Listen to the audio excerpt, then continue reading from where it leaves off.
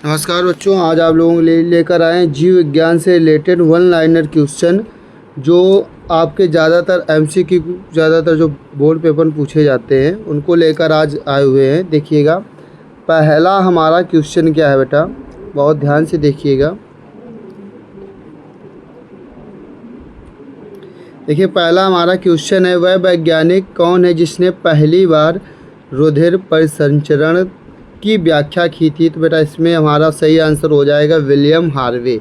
William Harvey ने बेटा पहली बार रुधिर परिसंचरण की व्याख्या की थी। दूसरा है, कौन ऑक्सीजन रहित रक्त मानव शरीर के विभिन्न भागों से हृदय में लाता है। यानी इसमें पूछा गया तो इसमें बेटा नसें होंगी, नसें हमारे ऑक्सीजन रहित रक्त को मानव शरीर के विभिन्न भागों से हृदय में लाती है। आगे देखिए, कौन रक्त को हृदय से शरीर के विभिन्न अंगों तक पहुंचाता है। शरीर से विभिन्न अंगों तक की बात कर रहा है, शरीर से विभिन्न अंगों तक पहुंचाता है। ध्यान से देखेंगे तो अंगों तक बेटा शरीर से यानी हृदय से शरीर के विभिन्न अंगों तक जो रक्त पहुंचता है वो धमनियों के द्वारा पहुंचता है, क्योंकि हमारे जो हृदय होता है, हृदय से जो रक्त है वो धमनियों में पंप किया जाता है और धमनियाँ छोटी छोटी धमनियों के माध्यम में टूटती जाती हैं और शरीर के विभिन्न अंगों तक रक्त को पहुंचाती हैं। अगला क्वेश्चन है हमारा, किसकी सहायता से, ध्यान से देखेंगे, किसकी सहायता से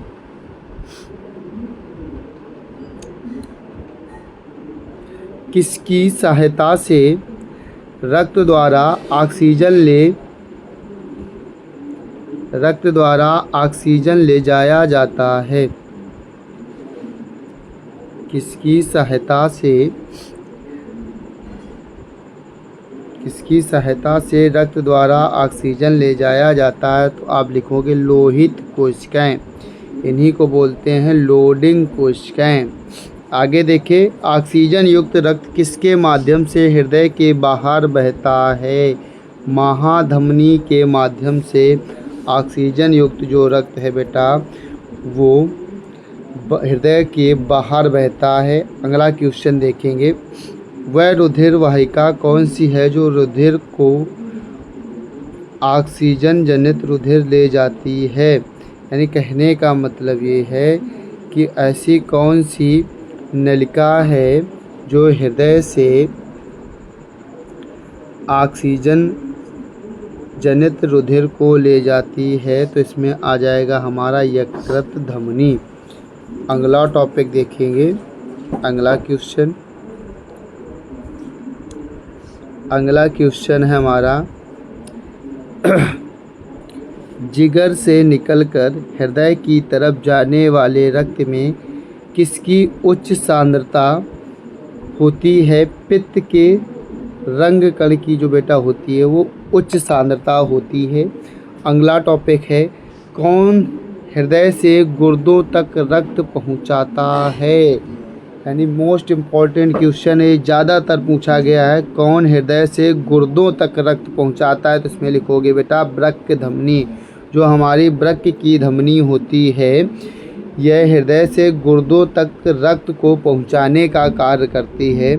अगला क्वेश्चन है, मानव हृदय तक अशुद्ध रक्त पहुंचता है फेफड़ों की धमनियों की सहायता से।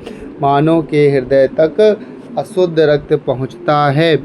कौन सी सिरा फेफड़ों से हृदय में शुद्ध रक्त ले जाती है। फुफ्फुस सिरा के माध्यम से हृदय में शुद्ध रक्त पहुंचता है। अगला टॉपिक देखें, अगला क्वेश्चन बेटा, मानव शरीर में सबसे बड़ी रक्त वाहिका कौन सी है। एओर्टा जो बेटा है ये सबसे बड़ी रक्त वाहिका है। इसको बेटा याद रखिए, सबसे अधिक रक्त इसी में बहता है।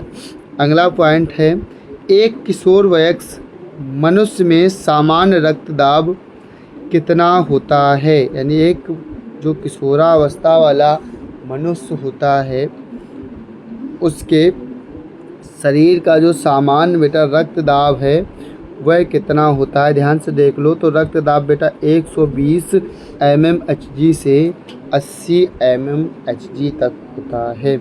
मनुष्य में रक्तचाप सामान्यतः कितना होता है? 120 से 80।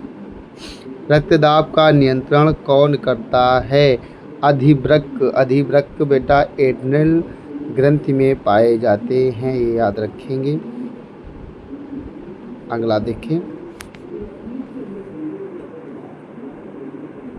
चलिए अगला देखते हैं। अगला क्वेश्चन बहुत ही अच्छे क्वेश्चन हैं इसमें बेटा। देखिए, स्फेग्नोमैनोमीटर किसमें रक्त दाब को मापता है? धमनियों में।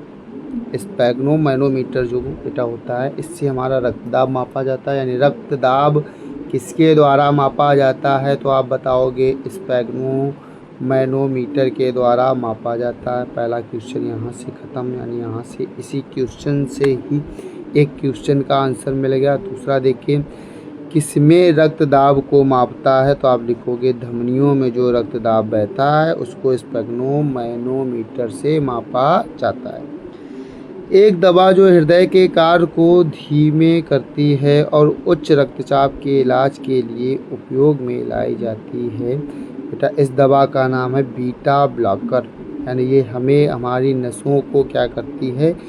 हल्का हल्का ब्लॉक करती है, जिससे रक्त का जो दाब है वो नसों में कम हो जाता है। अगला क्वेश्चन देखिए, किस दवा का उच्च रक्तचाप के इलाज के लिए प्रयोग किया जाता है? हाइड्रालेजन नामक एक दवा होती है बेटा, जिसका उपयोग इसमें किया जाता है।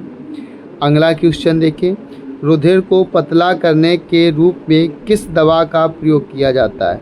वाफरेन नामक एक दवा होती है। जब रुधिर का जमाव अधिकतर होने लगता है तो वाफरेन नामक एक दवा होती है, इसका उपयोग रुधिर को पतला करने में किया जाता है। मेन इसका उपयोग बेटा किया जाता है जब किसी के सर्प काट लेता है तो उसका जो इंजेक्शन लगाया जाता है, तो रक्त को पतला करने के लिए ही इंजेक्शन ये लगाया जाता है। अगला देखिए, रेडियो तत्वों में से किसका उपयोग मनुष्य के शरीर में रक्त प्रवाह की गति के मापन में किया जाता है? तो इसमें बेटा आएगा रेडियो सोडियम। सोडियम जो तत्व है इसका उपयोग किया जाता है। अगला टॉपिक देख लें।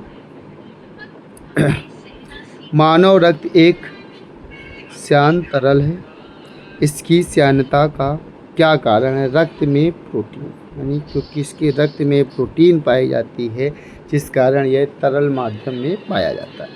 कौन सा हार्मोन रक्त में शर्करा की मात्रा नियंत्रित करता है? यानी इंसुलिन जो हार्मोन्स होता है ये रक्त में ग्लूकोज की मात्रा को नियंत्रित करता है, और जब बेटा किसी को शुगर हो जाती है तो इंसुलिन हार्मोन्स का ही इंजेक्शन और टैबलेट उसको दी जाती है। अगला टॉपिक देखिए, रक्त प्रवाह में हवा के बुलबुले का होना जीवन के लिए क्यों खतरनाक होता है? रक्त के प्रवाह में बाधा उत्पन्न हो जाती है, क्योंकि अगर एयर होगी तो एयर के साथ साथ रक्त का प्रवाह निरंतर नहीं हो पाता है, जिस कारण यह जीवन के लिए खतरनाक होता है। अगला टॉपिक है, यदि व्यक्ति को गलत प्रकार का रक्त दे दिया जाए तो क्या होता है? सभी धमनियां संकुचित हो जाती हैं। मोस्ट इम्पॉर्टेंट टॉपिक क्वेश्चन, सभी जो धमनियां हैं बेटा वो संकुचित हो जाएंगी, सिकुड़ जाएंगी। अगला टॉपिक, अगला क्वेश्चन देखिए, किस कशेरुकी में ऑक्सीजन और विऑक्सीजन जनित रुधिर मिल जाती है? उभयचर प्राणियों में ठंडा और गर्म दोनों प्रकार का रक्त पाया जाता है। ठंडे रक्त में बेटा कार्बन डाइऑक्साइड और गर्म रक्त में बेटा ऑक्सीजन पाई जाती है। अगला देखिए, केंचुए की पृष्ठीय रुधिर वाहिका में रक्त का प्रवाह किस ओर होता है? तो बेटा इसमें अग्रगामी रक्त का प्रवाह होता है। रक्त में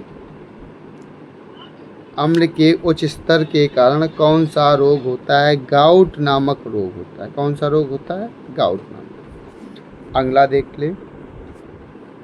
फिलहाल आज के लिए इतना ही रखते हैं।